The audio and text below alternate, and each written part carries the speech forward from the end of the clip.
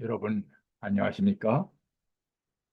오늘 강의 제목은 세계적 미사일 경쟁, 창과 방패의 대결입니다.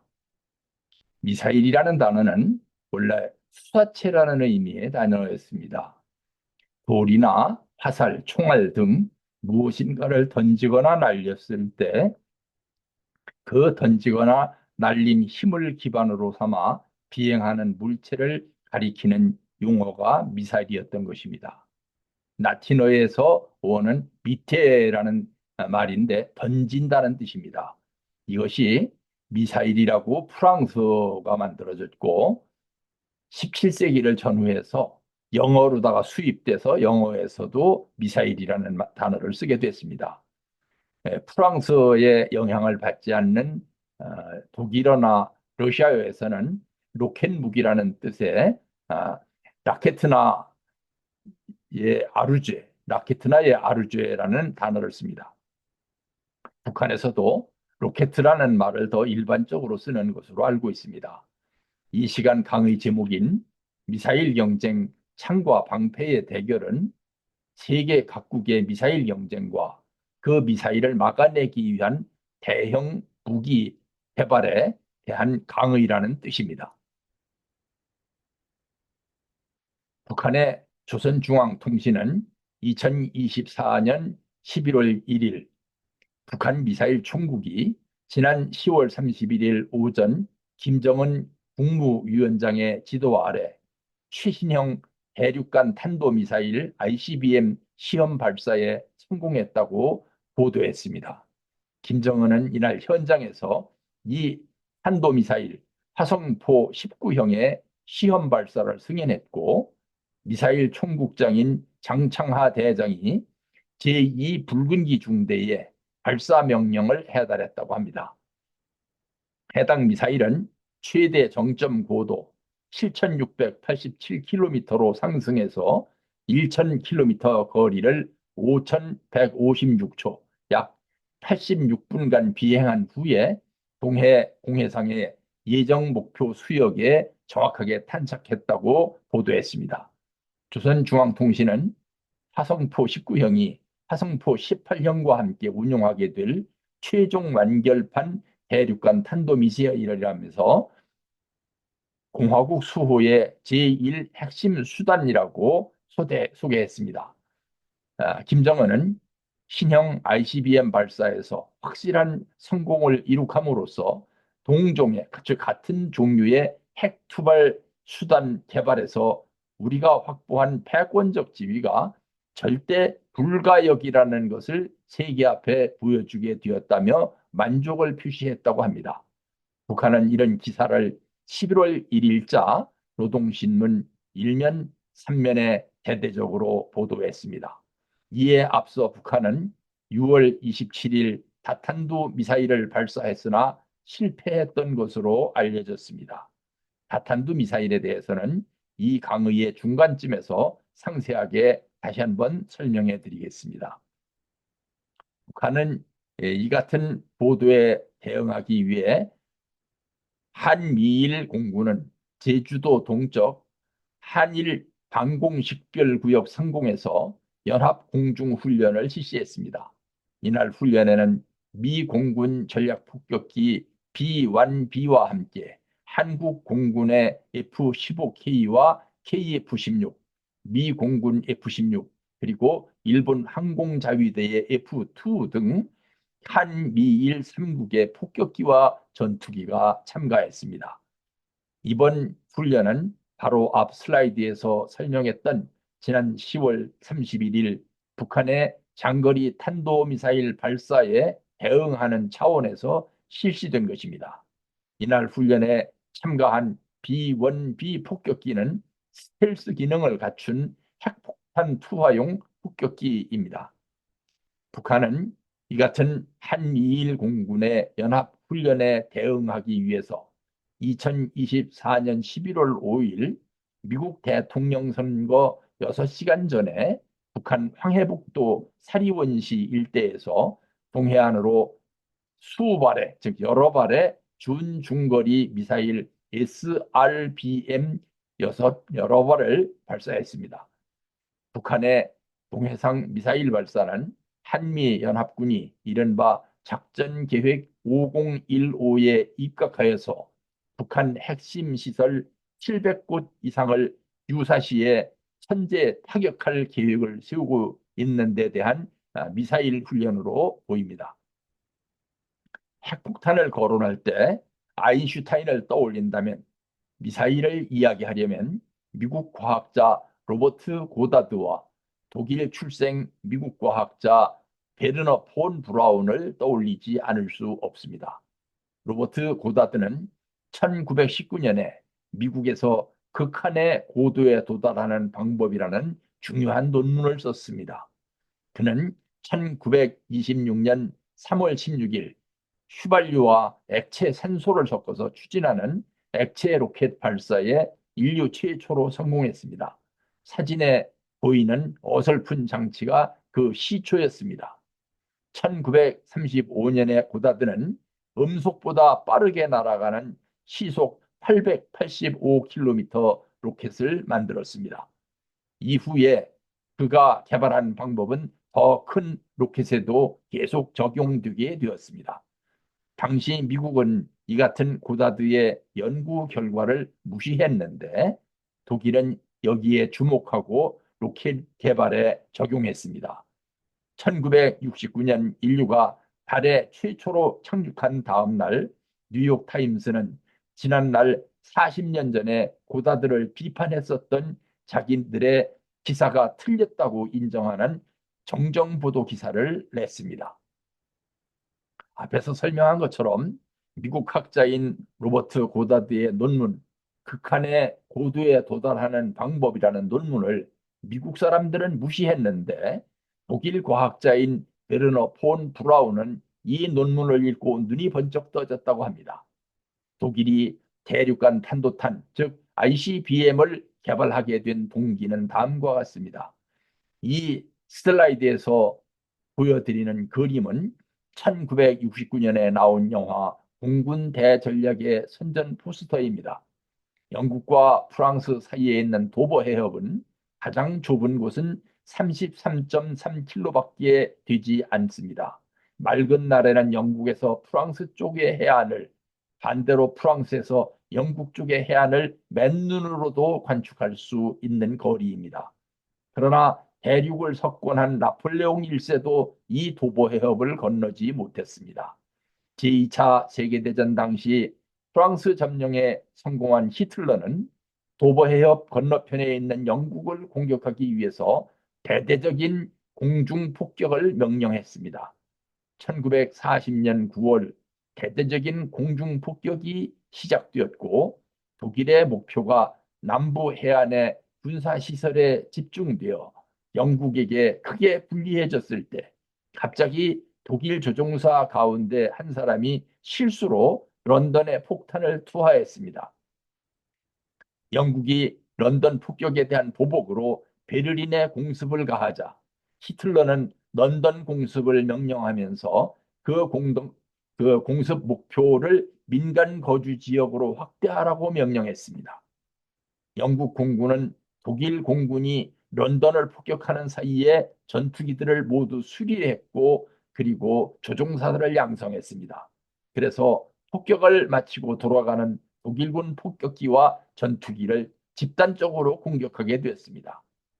연료가 다 소모된 상태에서 영국 공군의 기습을 받은 독일 공군은 막대한 피해를 입었고 그 후로 다시는 그때의 위세를 회복하지 못했다고 합니다. 이에 따라서 히틀러는 부족한 전투기 및 폭격기 그리고 조종사들의 희생을 막고 그 대신 무인 조종되는 로켓에 폭탄을 달아서 런던을 폭격하는 방안에 주목하게 되었습니다. 히틀러는 그 로켓을 페어겔퉁스바페, 즉 보복병기 1호라는 뜻으로 줄여서 V1이라고 이름 붙였습니다.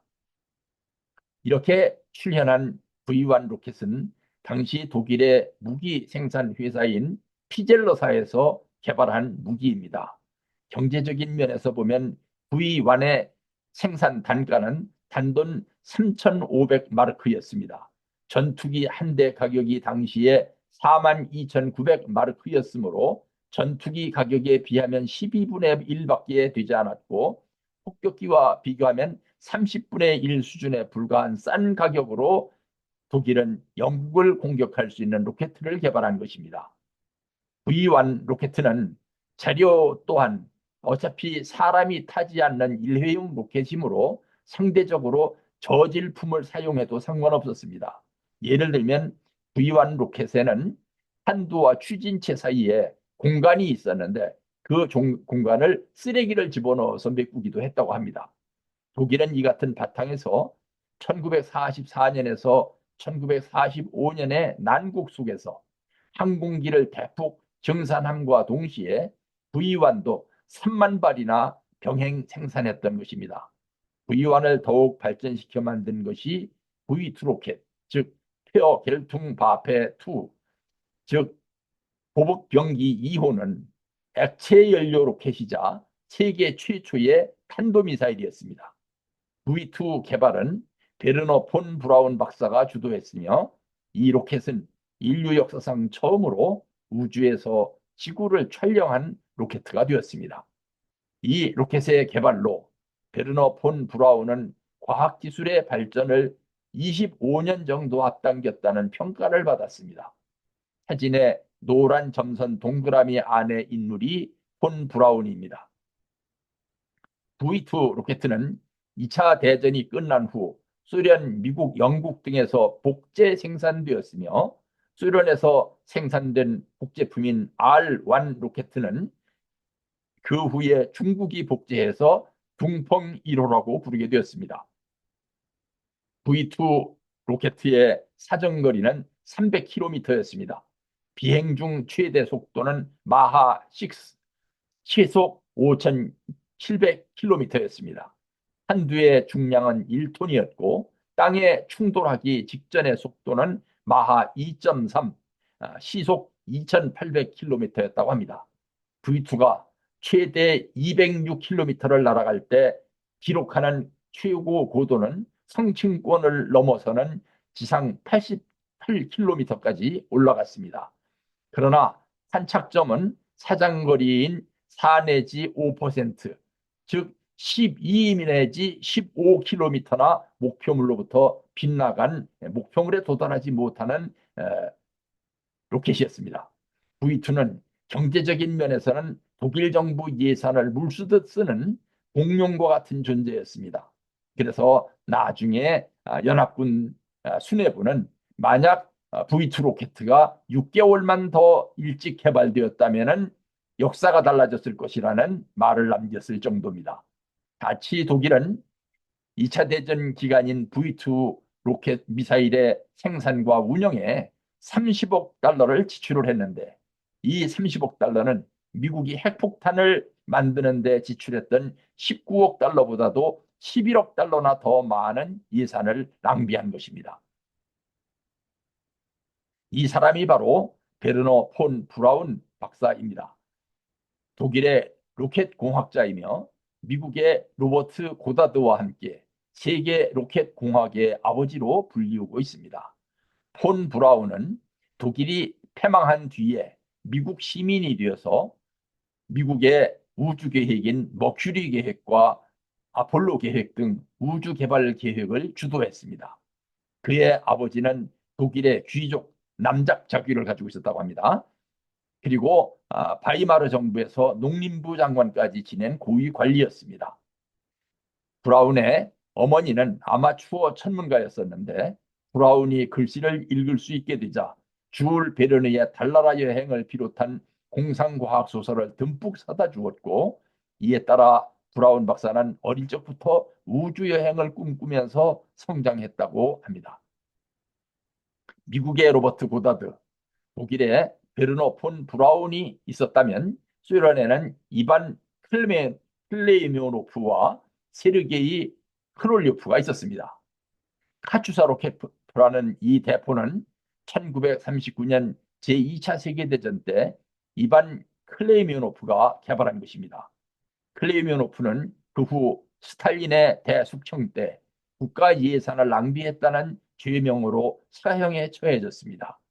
카츄사 로켓포는 비록 정확도가 떨어지고 로켓의 재장전에 걸리는 시간이 길다는 단점이 있었지만 다른 대표와 비교했을 때 가격이 저렴하고 생산하기 쉬웠고 어떤 차량에든 탑재해서 사용할 수 있다는 장점이 있었습니다.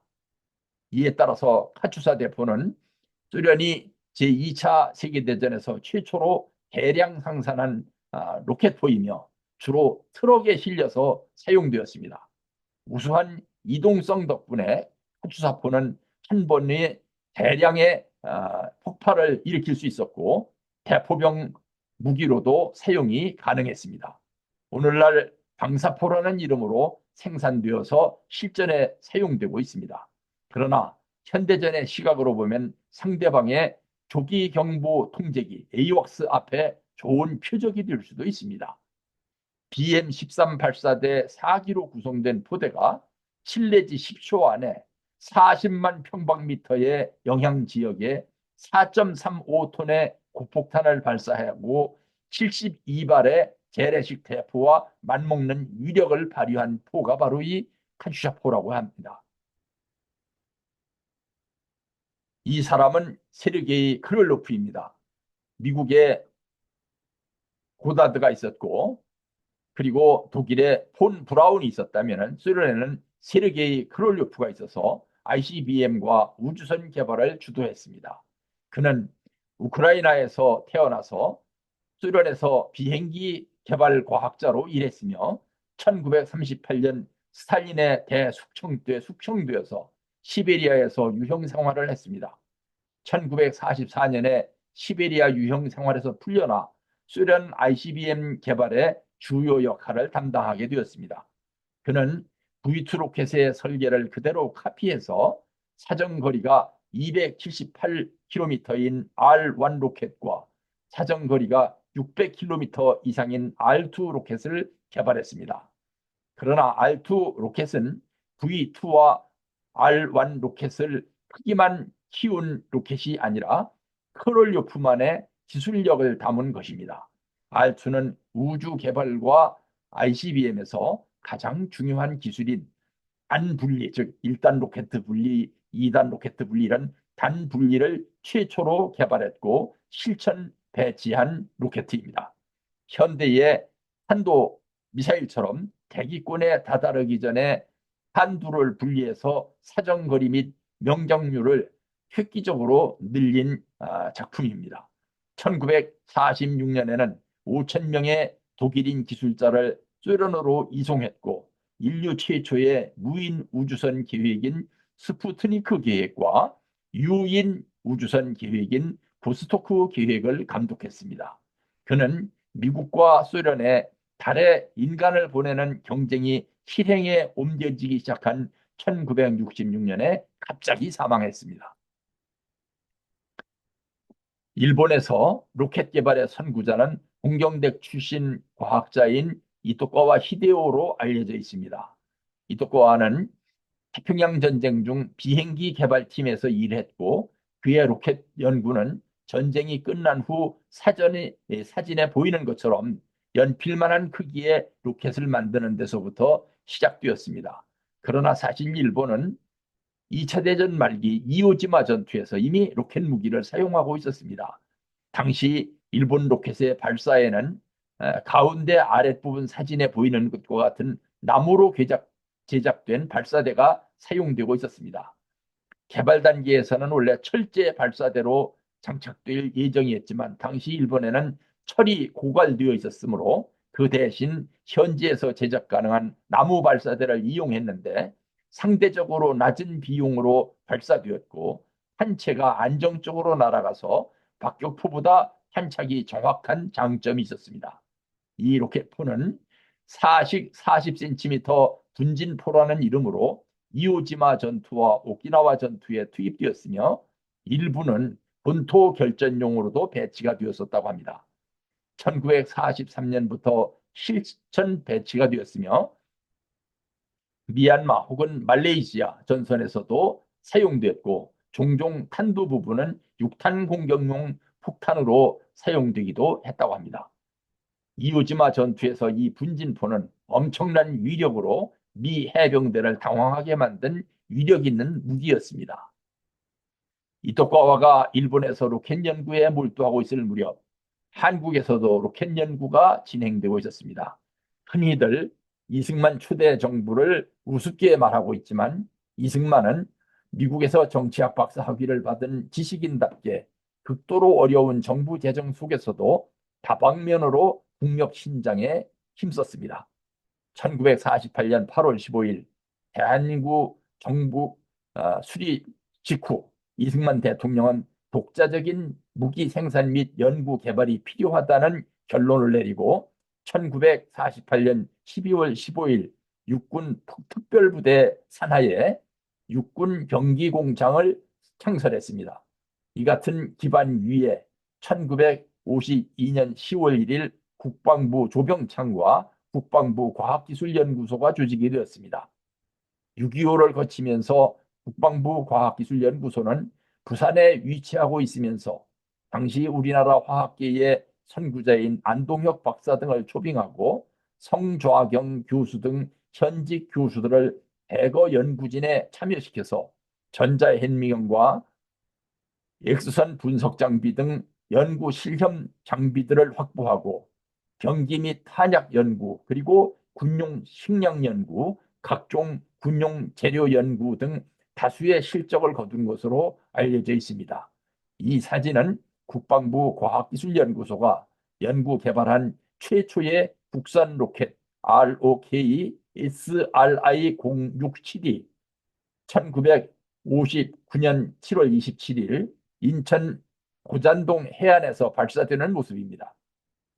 이 로켓은 우리나라 최초로 성공한 3단 로켓이었습니다.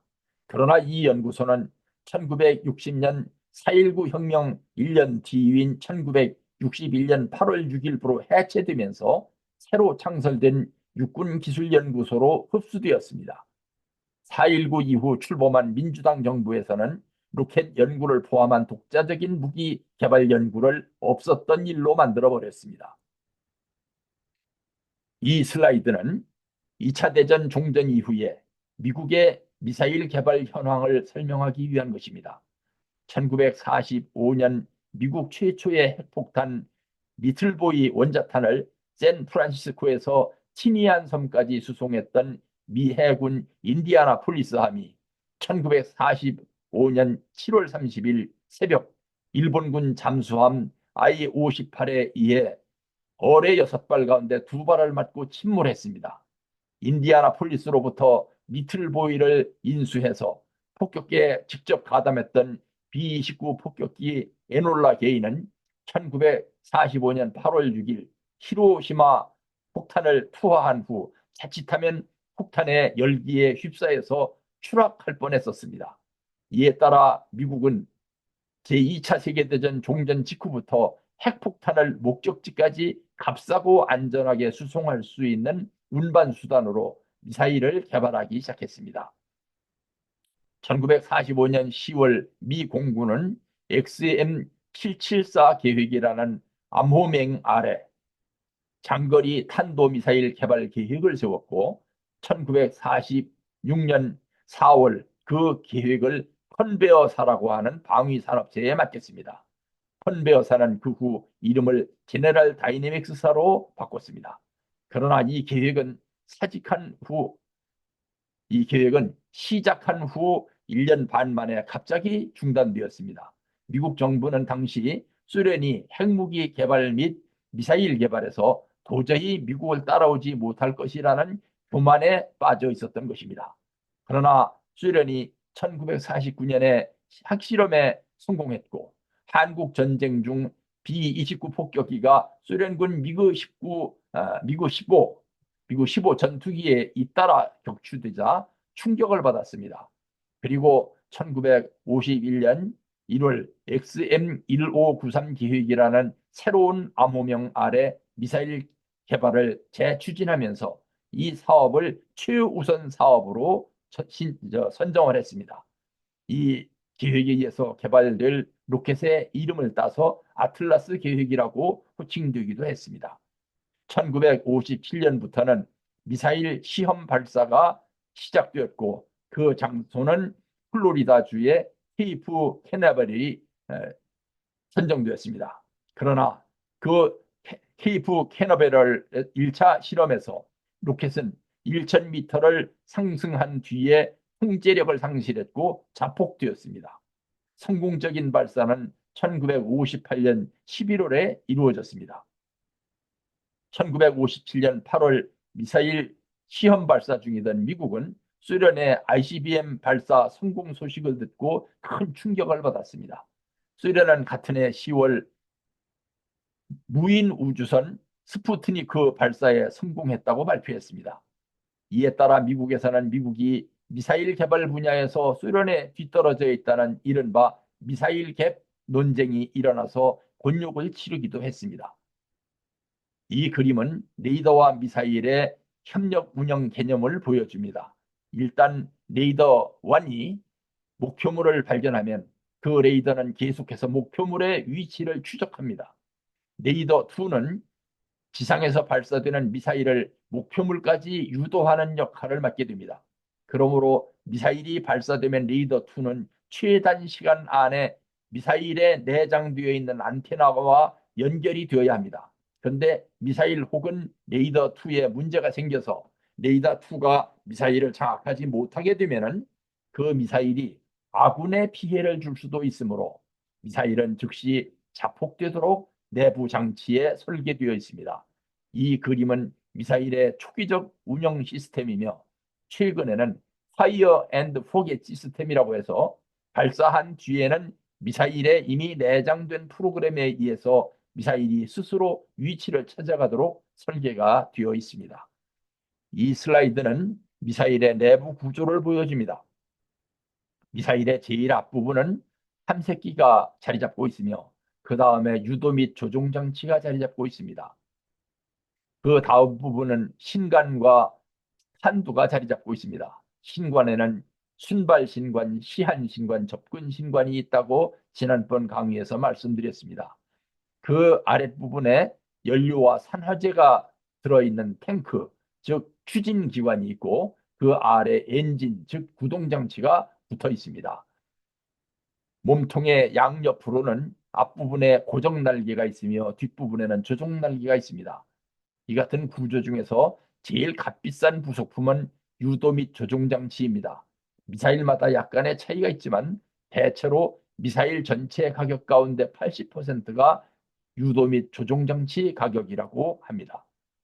이 슬라이드는 미사일의 주요 부속품을 보여줍니다. 왼쪽 첫 번째 사진은 유도 조종 장치입니다. 가운데 위쪽 사진은 관성 항법 장치인데 관성 항법 장치는 유도 조종 장치의 일종으로 제일 대표적인 유도 조종 장치입니다. 아랫부분에 보이는 사진은 로켓의 엔진입니다. 오른쪽에 보이는 사진은 다탄두 개별 목표 재돌입체라고 합니다. 영어로 밀V라고 하는 것입니다. 밀V에 대해서는 잠시 후에 좀 더 상세하게 말씀드리겠습니다. 미사일에는 탄도미사일과 순항미사일이 있습니다. 순항미사일은 영어로 크루즈 미사일이라고 합니다. 탄도미사일은 영어로 벨리스틱 미사일이라고 합니다. 이 그림은 탄도미사일과 순항미사일의 차이점을 설명하고 있습니다.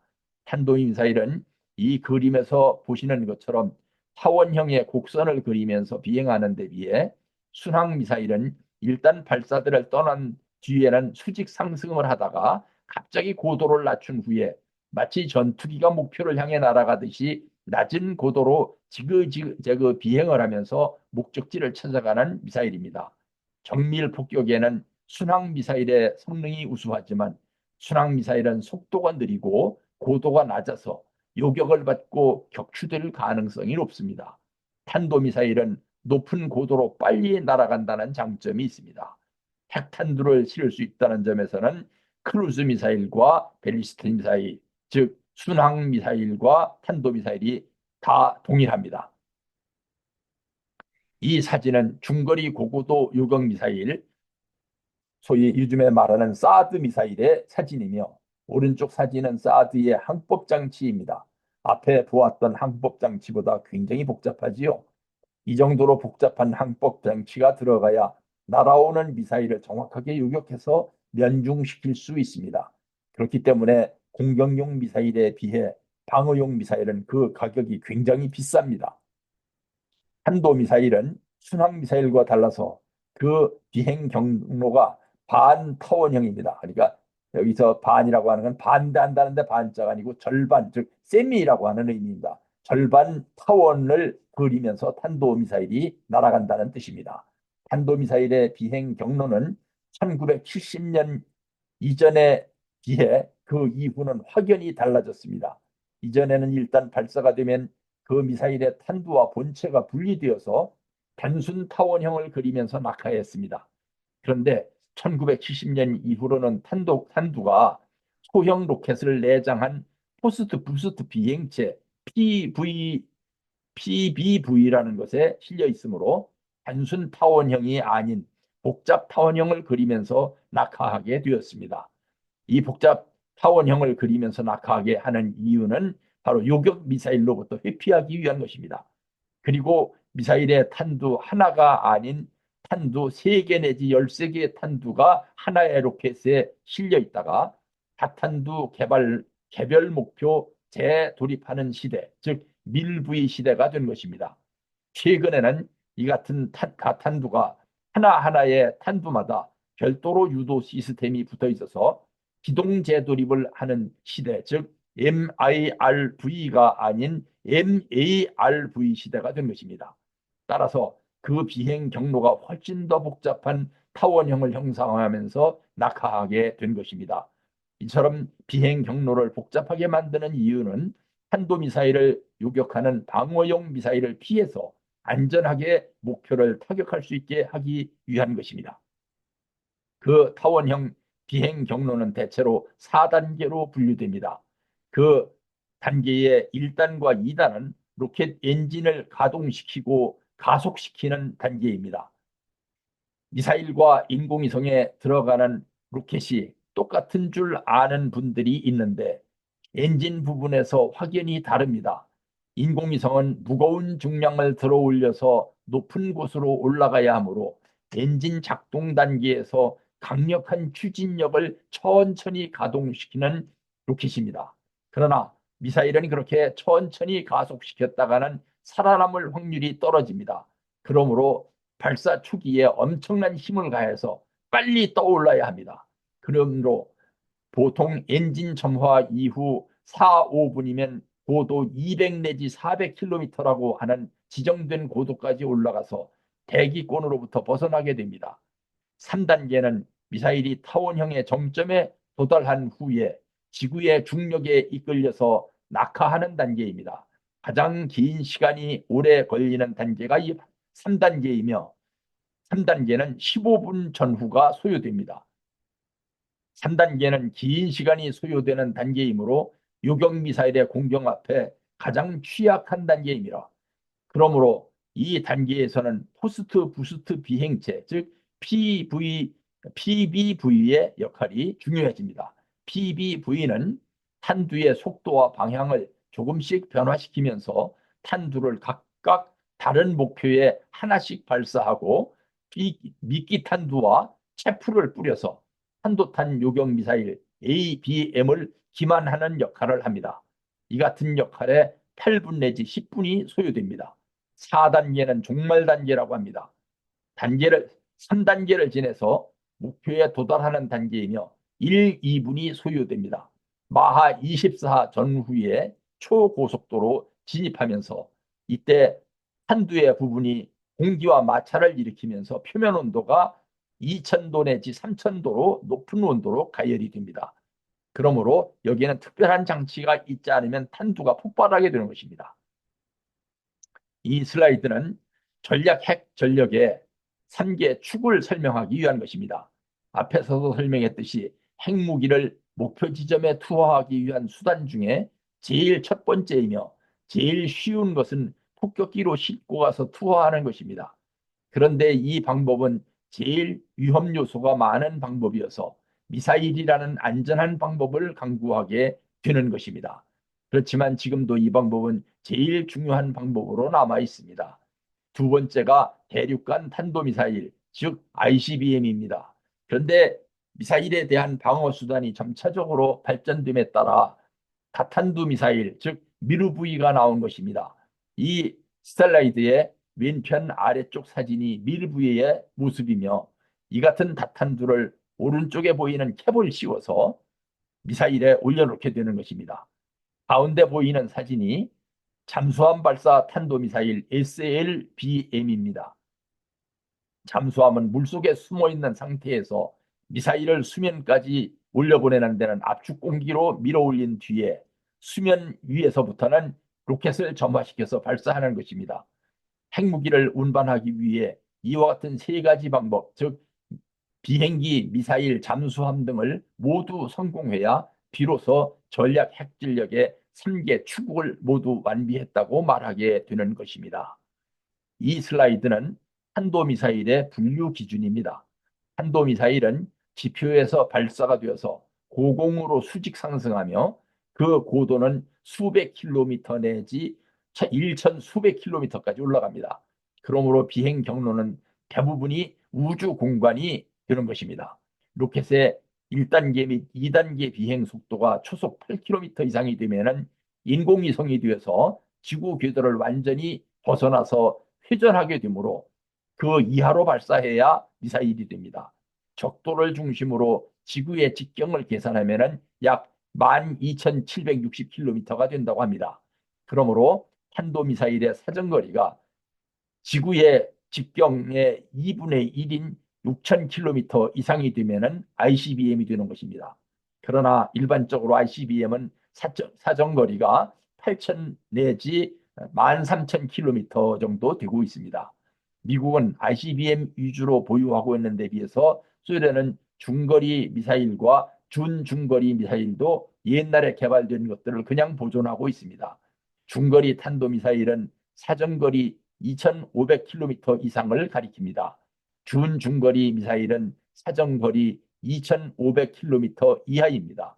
잠수함 발사 탄도미사일, 즉 SLBM의 사정거리는 모두 ICBM급입니다. 6,000km 이상이라는 뜻입니다. 미사일의 연료는 액체 추진체와 고체 추진제로 분류됩니다. 액체 추진제로는 케로신 혹은 하이드라진, 산화제는 액체 산소, 이산화질소 혹은 초산 등이 사용됩니다. 소련 미사일은 대부분이 액체 추진제라고 합니다. 고체 추진제로는 니트로셀룰로스, 폴리우레탄, 폴리부타젠, 과염소산 암모늄 등이 사용됩니다. 미국 미사일은 대부분이 고체 추진제를 사용합니다. 앞에서 설명한 내용들을 표로 만들어서 보여드리면 이 슬라이드와 같이 됩니다. 이 슬라이드는 ICBM의 발달 과정을 설명하기 위해 제1세대, 즉 초기의 ICBM에 대해 설명하고 있습니다. 소련의 ICBM은 독일의 V2 로켓을 연구하면서 시작되었습니다. 코롤로프의 첫 작품은 세몰카 7호 혹은 R7이라고 불렀는데 서방에서는 이것을 SS6로 호칭했습니다. 소련 미사일은 이미 보유했던 핵무기의 크기에 맞춰서 개발되었으므로 그 로켓의 크기가 처음부터 엄청나게 크게 설계되었습니다. R7의 발사 중량은 300톤이었고 1959년부터 실전 배치되었습니다. 미국의 ICBM은 먼저 핵무기의 소형화와 경량화를 달성한 후 이에 맞춰서 미사일을 개발했으므로 그 크기가 소련처럼 크지 않습니다.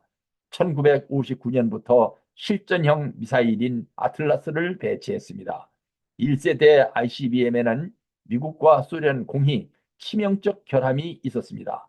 모두가 초저온을 유지해야 하는 액체 연료 로켓이었던 것입니다. 온도가 초저온이 유지되지 못하면 폭발 또는 변질된 위험이 있었기 때문입니다. 그러므로 보관 상태에서는 연료 탱크를 비워놓았다가 발사 준비를 위해서 연료를 채우는데 평균 10시간이 소요되었습니다. 발사대에 세워준 채로 카운트다운을 하면서 10시간을 기다려서 발사가 되는 형태였던 것입니다. 그래서 액체 로켓은 지금도 ICBM에서는 폐기된 기술이지만 인공위성 발사에는 사용되고 있습니다. 2세대 ICBM이 개발되면서부터 미사일은 비로소 실용적인 무기가 되었습니다. 미국과 소련은 공히 자국 ICBM의 실용화를 위해서 공동의 해결 과제를 안고 있었습니다. 발사 시간 단축과 방어력 향상이 그 과제였습니다. 그러므로 고체 연료를 개발하고 미사일을 보관하기 위한 견고한 지하 경납고 사일로를 건설해야 했습니다. 미국의 2세대 ICBM은 타이탄과 미니트맨이었습니다. 이들은 모두 고체 연료를 사용했으므로 특히 미니트맨은 명령 수령 30초 후면 발사할 수 있었다고 합니다. 소련의 2세대 ICBM은 SS7, SS8, SS9 등이 있었습니다. 소련은 다탄두 개별 목표 재도입 개발이 늦어지고 고체 연료 개발 또한 지체되어서 그 개발의 중간 단계에서 위험을 감수해야 했습니다. 소련은 이 위험을 극복하기 위해서 개발 무한대 전략을 사용했습니다. 한두의 크기를 엄청나게 늘려서 그 핵무기가 소련에서 폭발하더라도 미국도 피해를 입게 함으로써 미국이 공격을 하지 못하게 했던 것입니다. 우측의 미국 미사일 미니트맨과 아래 보이는 소련 미사일 SSG의 크기를 비교해 보면은 왜 그 크기의 차이가 나는지를 알 수가 있습니다. 앞에서 설명했듯이 잠수함 발사 탄도미사일은 전략 핵 전력의 3개 축 가운데 하나로 중요시되고 있습니다. 그 이유는 잠수함 발사 방법이 그 보유국에게 중요한 문제 두 가지를 해결해 주고 있기 때문입니다. 그 하나는 은밀성입니다. 냉전 시기에 미국과 소련은 각각 상대방의 미사일 기지의 움직임에 대해 정찰, 인공위성 등의 방법을 통해 철저하게 감시하고 있었습니다. 미사일 발사 징후가 보이면 신속하게 대처하기 위해서였습니다. 이럴 때 적국으로부터 최대한 가까운 거리까지 잠수함으로 접근해서 미사일을 발사하는 방법은 가장 효과적인 공격 방법이 될 수 있었던 것입니다. 둘째는 보너스 데미지에 대처하기 위한 방법이었습니다. 세계에서 세 번째로 넓은 영토를 보유하고 있는 미국의 입장에서 보더라도 소련의 세계에서 제일 넓은 영토는 위협을 느끼기에 충분한 문제였습니다. 왜냐하면 소련의 산업단지를 포함한 주요 시설들은 그 넓은 영토에 골고루 분포되어 있었기 때문입니다. 그에 비해 미국의 주요 시설들은 특정 지역에 밀접되어 있었습니다. 그러므로 일단 유사시에 미소 양국이 핵무기를 통해서 전쟁을 했을 경우 미국의 주요 시설은 대부분이 파괴되고 미국은 재기불능 상태가 되겠지만 소련은 파괴되지 않은 주요 시설을 기반으로 재기할 수 있다는 계산이 미국에 의해 도출된 것입니다. 이에 따라 미국은 보복의 균형을 보유하고 보너스 데미지, 즉 가외로 입을 수 있다고 예상되는 피해로부터 회피하기 위해서 전략 잠수함에서 발사할 수 있는 탄도미사일을 준비했던 것입니다. 그러나 잠수함은 본토로부터의 지령을 신속하고 정확하게 송수신하는데 한계가 있었고 탑재되는 무기의 크기에 한계가 있었으며 정밀한 타격이 어렵다는 단점도 있었습니다. 위와 같은 여러 가지 핵무기의 운영에서 예상되는 문제점들을 보완하다 보니 미국과 소련의 핵무기는 가공할 규모로 불어났고 이에 따른 심각한 문제는 그들 스스로 생각하기에도 두려운 수준이었습니다. 이에 따라 미국과 소련은 핵무기의 제한 협정을 서두르지 않을 수 없었습니다. 그들은 이 협정의 이름을 Strategic Arms Limitation Talks, 알파벳 첫 글자들을 모아서 SALT, 솔트라고 불렀습니다. 미소는 1967년부터 쌍방이 보유한 전략 무기의 상한선을 규제하는 협상을 시작했습니다. 미국의 닉슨 정권과 소련의 브레즈네프 정권 때부터 진지한 협상을 시작했으나 1971년 5월 협상에서 마침내 결실을 보았습니다. 그때까지 양군 내로남불, 즉 서로 자국의 핵무기 확대는 평화적 수단인데 비해서 상대방의 핵무기는 전쟁 준비 수단이라고 상대방을 비난했습니다.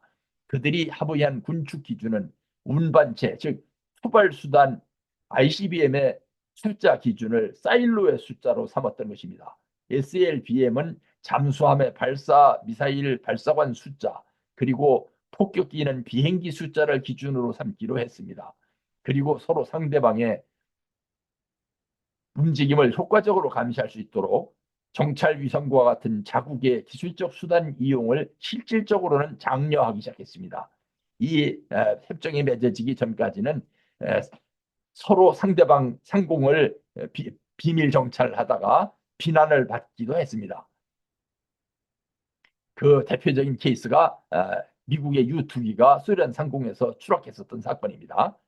그리고 전략무기 보유의 상한선에 대해서 미국은 ICBM 1000기, SLBM 950기를 정했는 데 비해서 소련은 ICBM 1408기와 SLBM 950기로 제한하기로 했습니다.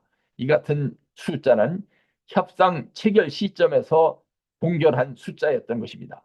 그러나 이처럼 합의를 해놓고서도 미소 양국은 이 협정의 이름처럼 단지 솔트, 즉 소금과 같은 역할에 국한될 것이라고 우려하고 자주하고 있었습니다.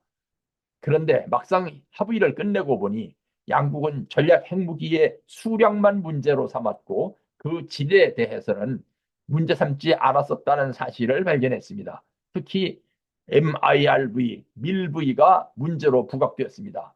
밀V는 하나의 탄도미사일에 3개 내지 10개에 달하는 복수의 핵탄두를 적재하며 한 번에 여러 개의 목표 지점을 공격할 수 있게 만든 것입니다. 그러므로 살트1에서는 소련의 미사일 수가 미국보다 월등하게 많은 상태로 조인했는데 소련이 SLBM에서의 열세를 만회하기 위해서 ICBM 숫자를 늘리는데 주력한 결과였습니다. 그러므로 소련이 미국의 밀V 기술을 따라잡으면 소련에 유리해지게 되어 있었습니다. 두 번째 전략무기 제한 협정은 1979년 6월에 합의했습니다. 소련의 국가 원수는 당시에도 변함없이 브레즈네프였으나 미국은 처음 시기에는 닉슨이었고 여기에서 포드를 거쳐서 카터로 바뀐 상태였습니다. 미소 양국은 핵무기의 총량 규제에 어렵게 합의했습니다. 협정 성립 시점에서 2,400기로 제한한 것입니다. 당시 미국은 2,283기를 가지고 있었고 소련은 2,504기의 발사대를 보유하고 있었습니다.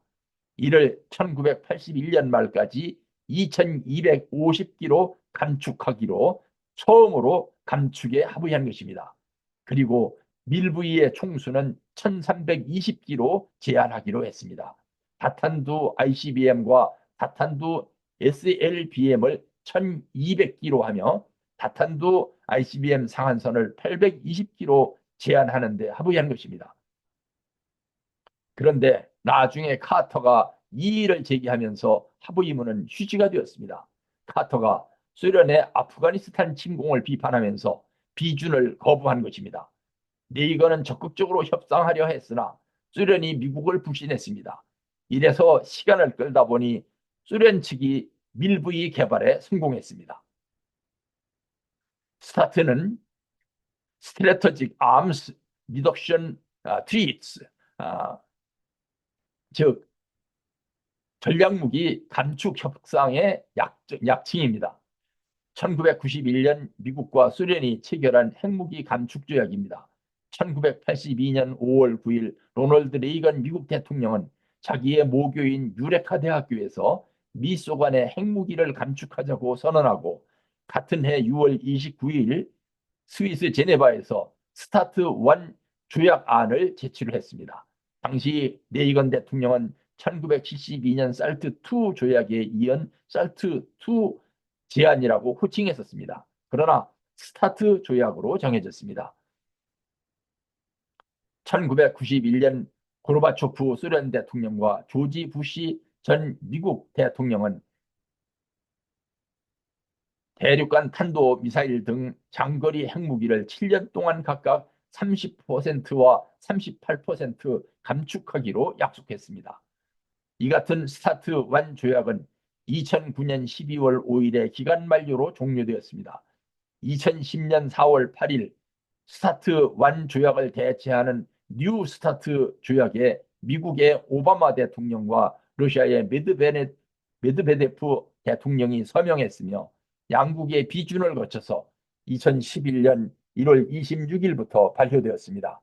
그러나 2023년 2월 푸틴 러시아 대통령이 미국과의 핵군축 조약인 신전략무기 감축 협정 뉴 스타트 참여 중단을 선언함으로써 뉴 스타트 조약은 무산되어 버리고 지금 상태에 이르게 되었습니다. 이 슬라이드는 2022년 1월 현재 세계 각국이 보유하고 있는 총 핵탄두 보유 수를 보여줍니다. 그래서 미국은 미사일 기술 통제 체제 MTCR을 서두르게 되었습니다. MTCR은 미사일 테크놀로지 컨트롤 레짐스라고 하는 이 단어를 머리 글자만 따서 MTCR이라고 한 것입니다. 대량 살상 무기를 운반 로켓 및 무인 비행체에서 확산하는 것을 통제한다는 것입니다.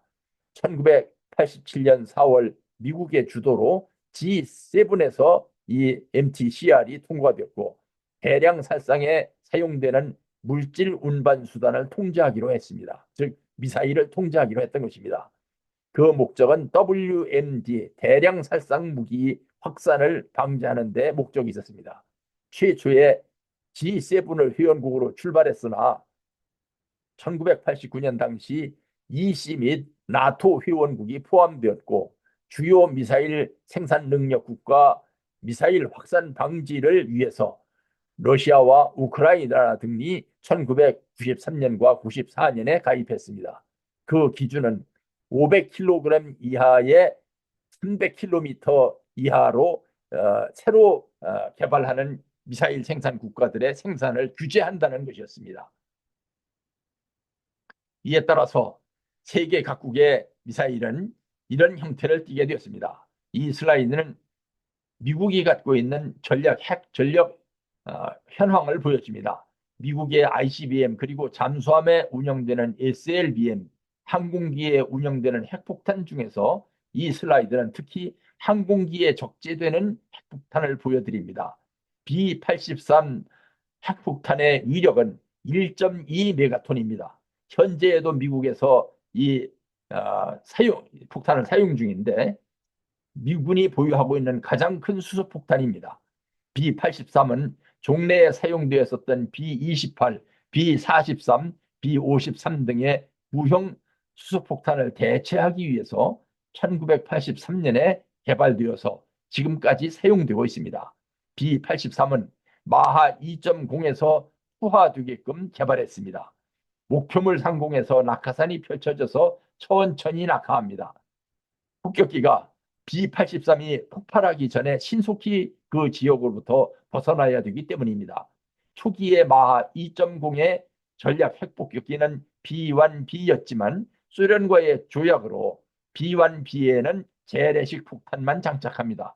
따라서 B-2 스텔스 전략 핵폭격기에 16발을 장착하는 핵폭탄이 바로 B-83입니다. B-83은 F-15, F-16 전투기에도 장착이 가능합니다. 이 슬라이드는 미국을 제외한 세계 각국의 ICBM 현황을 보여드립니다. 독일은 어떤 핵무기도 갖고 있지 않습니다.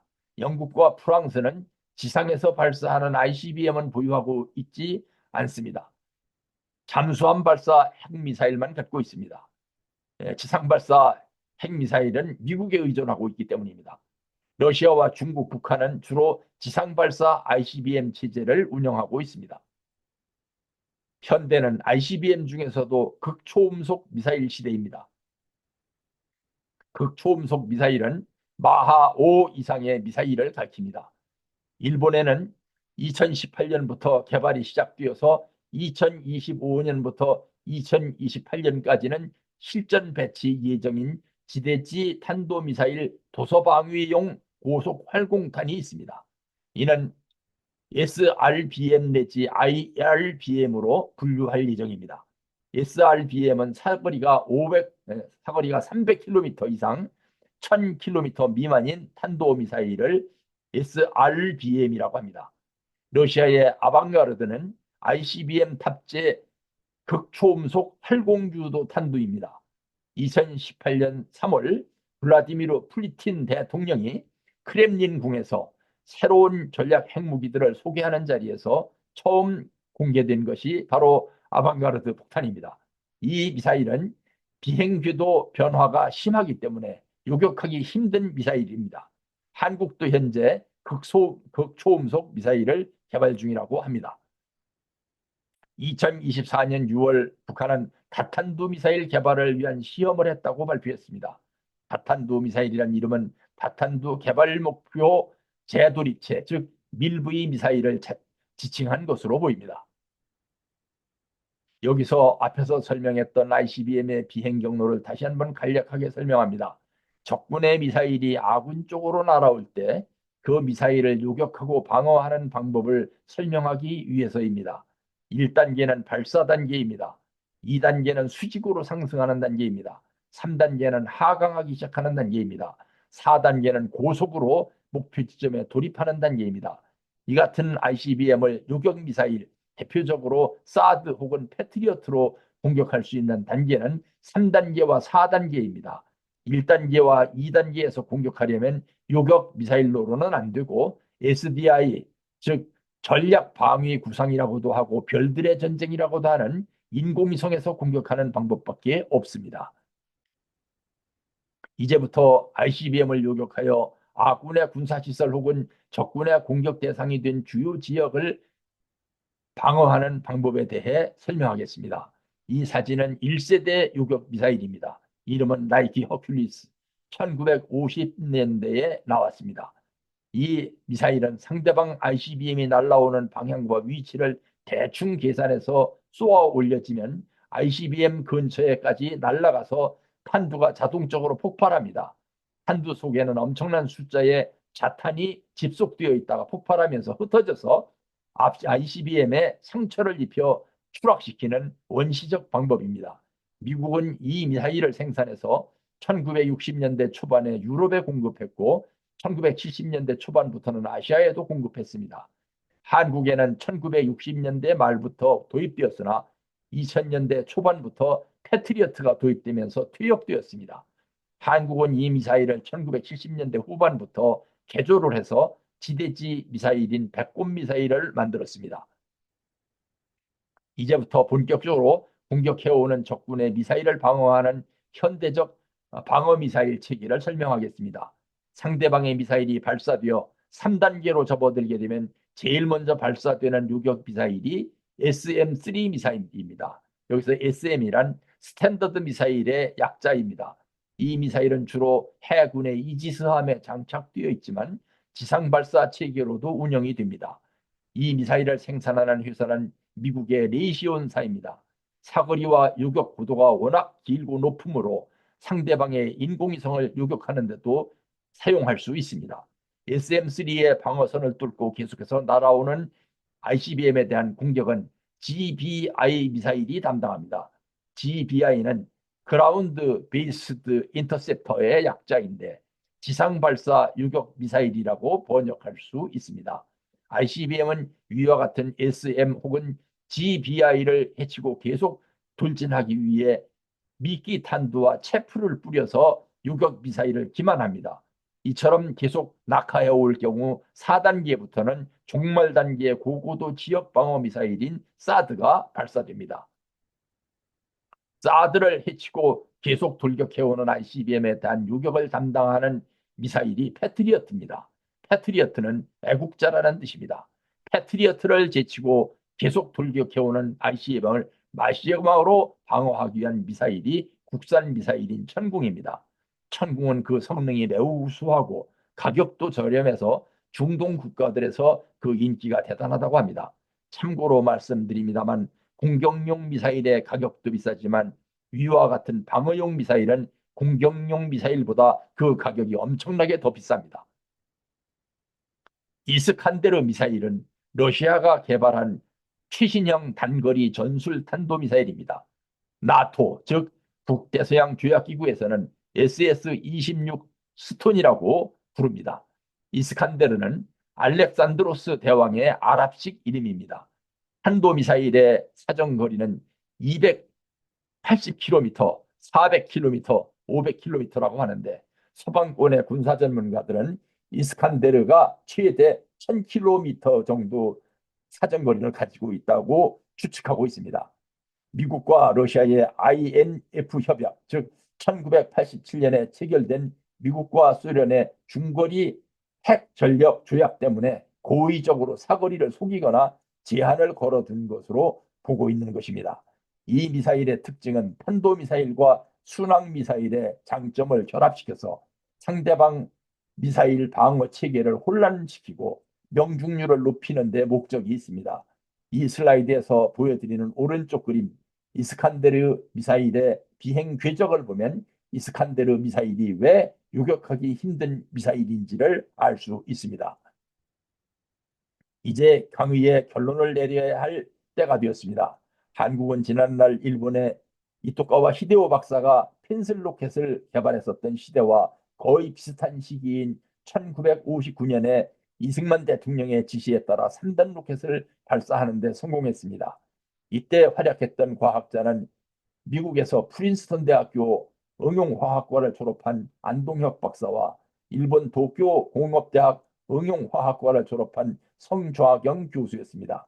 이들의 공로로 1959년 인천 바닷가에서 로켓 발사에 성공했으나 바로 이듬해인 1960년에 4.19가 일어나면서 연구소가 해체되고 4.19 이후 출범한 민주당 정부는 로켓 연구를 없었던 일로 만들어버렸습니다.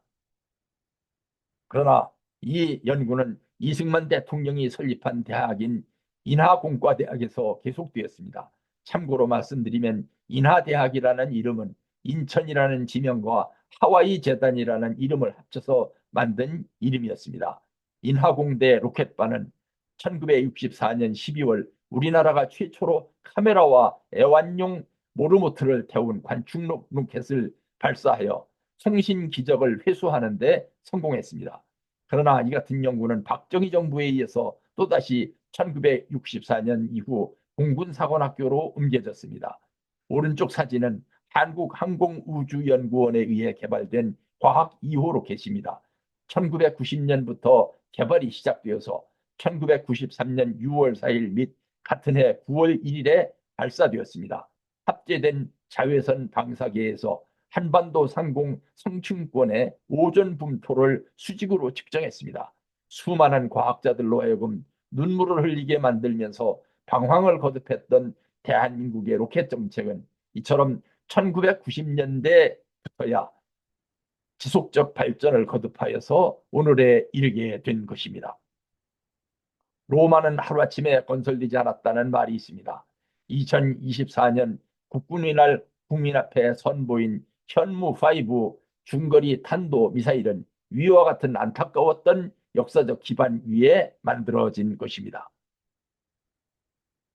지난날 미국과 소련은 1960년대부터 서로 상대방의 ICBM이 공격해 올 경우 그 ICBM을 막아낼 수 있는 ABM, 즉 탄도탄 요격 미사일이 준비되어 있다고 큰소리쳤습니다.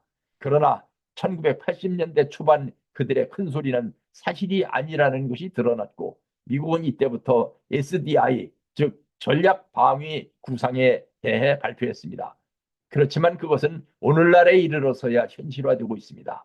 한국에서 개발된 천궁 시리즈가 중동에 수출되는 시대를 맞이했습니다. 이제 결론을 내리겠습니다. 일찍이 아인슈타인은 과학이 오늘날처럼 기형적 발전을 거듭하다가는 언젠가는 돌멩이와 몽둥이를 가지고 전쟁을 하는 시대가 또다시 올 수 있다고 말했습니다. 지금 로켓 일본도로 나아가던 세계 각국의 무기 체계에는 각각이 색다른 방향의 대안이 모색되고 있습니다. 미사일은 그 가격이 엄청나게 비싸고 부작용도 많기 때문입니다. 그 새로운 방향의 대안이 드론입니다. 드론은 값도 싸고 부작용도 미사일만큼 크지 않습니다. 지금 세계 각국은 드론을 미사일을 대체할 대안으로 급속히 발전시키고 있습니다. 그 증거가 우크라이나 전쟁을 통해 드러나고 있습니다. 오늘 강의는 여기서 마치겠습니다. 장시간 시청해 주셔서 감사합니다. 안녕히 계십시오.